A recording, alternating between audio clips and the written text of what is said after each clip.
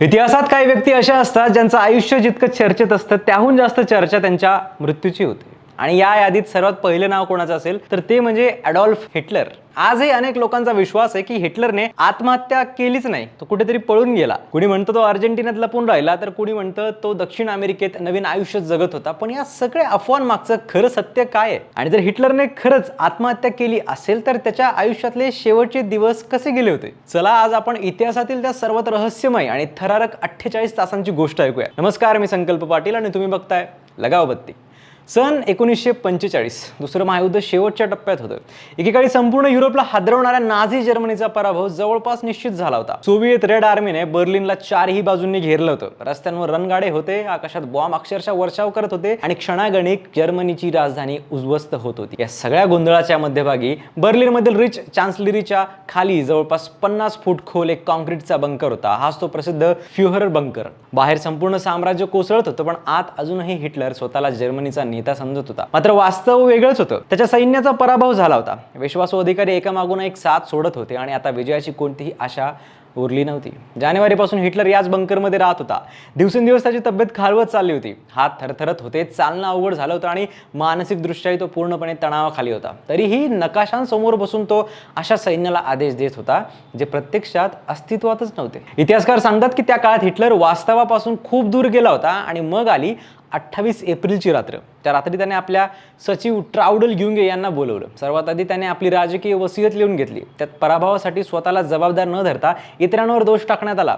त्यानंतर त्याने वैयक्तिक वसियत लिहून घेतली आणि एक धक्कादायक निर्णय घेतला। जिच्यासोबत तो गेले अनेक वर्ष राहत होता ती इव्हा ब्राउन। इतकी वर्षे दोघांचं नातं असूनही कधी लग्न न केलेल्या हिटलरने मृत्यूच्या अवघ्या काही तास आधी तिच्याशी लग्न केलं। बाहेर गोळ्यांचा वर्षाव सुरू होता आणि आत एका छोट्याशा खोलीत जगातल्या सर्वात मोठ्या नेत्याचं लग्न सुरू होतं। ना मोठा समारंभ ना उत्सव, फक्त काही विश्वासू अधिकारी आणि काही सह्या। लग्नानंतर एक छोटीशी पार्टी झाली, पण त्या पार्टीत आनंद नव्हता, फक्त जाणीव होती। तिथे उपस्थित लोकांच्या म्हणण्यानुसार हिटलर त्या रात्री भूतकाळाच्या आठवणी सांगत होता। जणू त्यालाही समजलं होतं की आता शेवट अगदी जवळ आलाय। आणि पुढच्या सकाळी आणखी एक बातमी आली। हिटलीचा हुकुमशाह बेनिटो मुसोलिनी आणि त्याची प्रेयसी क्लारेटा पेटाची यांना पकडून लोकांसमोर ठार मारण्यात आलं होतं। त्यांचे मृतदेह उलटे टांगून त्यांची विटंबना करण्यात आली होती। ही बातमी ऐकल्यानंतर हिटलरने निर्णय पक्का केला की मी कोणत्याही परिस्थितीत जिवंत शत्रूच्या हाती लागणार नाही। त्यानंतर बंकरमध्ये सुरू झाली शेवटची तयारी। महत्त्वाचे कागदपत्र जाळण्यात आले, काही सिक्रेट फाईल्स नष्ट करण्यात आल्या। अगदी हिटलरचा आवडता कुत्रा ब्लोंडी यालाही विष देऊन मारण्यात आलं। त्याने स्वतःच्या कुत्र्याला मारलं, कारण सायनाइडच्या गोळ्या खरंच काम करतात का हे त्याला पाहायचं होतं। त्या गोळ्या काम करताय की नाही हे पाहण्यासाठी त्याने स्वतःच्या कुत्र्याला मारलं। यावरून तो कसा होता हे चांगलंच समजतंय। त्यानंतर दुपारी हिटलरने आपल्या कर्मचाऱ्यांचा निरोप घेतला। अनेकांनी त्याला शेवटचं पाहिलं ते याच क्षणी। 30 एप्रिल 1945 दुपारचे जवळपास 3:30 वाजले होते। हिटलर आणि इव्हा ब्राउन आपल्या खोलीत गेले। काही मिनिटांनी आतून आवाज आला बंदुकीचा। खोलीचं दार उघडलं गेलं तेव्हा ब्राउनने सायनाइड खाऊन आत्महत्या केली होती, तर हिटलरने विष घेतल्यानंतर स्वतःवरच गोळी झाडल्याचं तिथे असलेल्या लोकांनी सांगितलं। खोलीत काही क्षण पूर्ण शांतता होती। त्या व्यक्तीने जगाला 6 वर्ष युद्धात ढकललं, लाखो लोकांचा जीव घेतला, त्याचा शेवट एवढ्या शांतपणे झाला होता।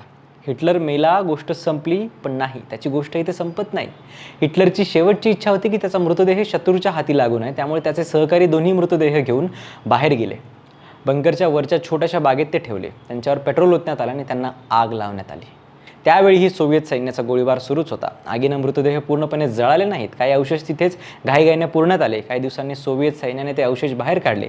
मात्र त्यानंतर अनेक वर्षे सोव्हिएत सरकारने याबद्दल गुप्तता पाळली।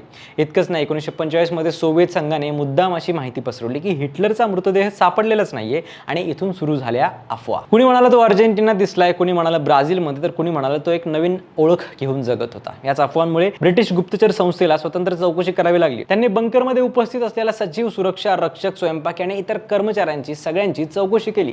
या चौकशीच्या आधारे इतिहासकार ह्यू ट्रेव्हर रोपर यांनी the last days of Hitler हे पुस्तक लिहिलं। या तपासात जवळपास सर्वच साक्षीदारांनी एकच गोष्ट सांगितली, हिटलरने 30 एप्रिल 1945 रोजी बंकरमध्ये आत्महत्या केली होती। नंतरच्या काळात रशियन संग्रहालयात जपून ठेवलेल्या जबड्याच्या हाडाची आणि दातांची DNA फॉरेन्सिक तपासणी करण्यात आली आणि त्या पुराव्यांनुसार त्याने आत्महत्याच केली असं मानलं गेलं. तरीही हिटलर पळून गेला, दुसऱ्या देशात ओळख बदलून राहत होता, अशा गोष्टी आजही पूर्णपणे थांबलेल्या नाहीयेत. इतिहासात अनेक हुकुमशहा झाले, काही रणांगणांवर मारले गेले, काहींना फाशी झाली तर काही तुरुंगवासात संपले. पण ॲडॉल्फ हिटलर हा असा हुकुमशहा ठरला ज्याने स्वतःचं उभं केलेलं साम्राज्य कोसळताना पाहिलं आणि शेवटी एका अंधाऱ्या बंकरमध्ये स्वतःचा जीव घेतला. कदाचित म्हणूनच हिटलरच्या मृत्यूची कथा आजही इतिहासातील सर्वात चर्चेत राहिलेल्या रहस्यांपैकी एक मानली जाते. कारण हा फक्त एका माणसाच्या मृत्यूचा किस्सा नाहीये, तर अमर्याद सत्ता, अहंकार आणि युद्ध शेवटी कुठे नेऊन सोडतं याचं सर्वात मोठं उदाहरण आहे. तुम्हाला या सगळ्याबद्दल काय वाटतं आम्हाला कमेंट्समध्ये नक्की सांगा आणि अशाच ऐतिहासिक आणि राजकीय गोष्टी जाणून घेण्यासाठी सबस्क्राईब करा लगाव बत्ती.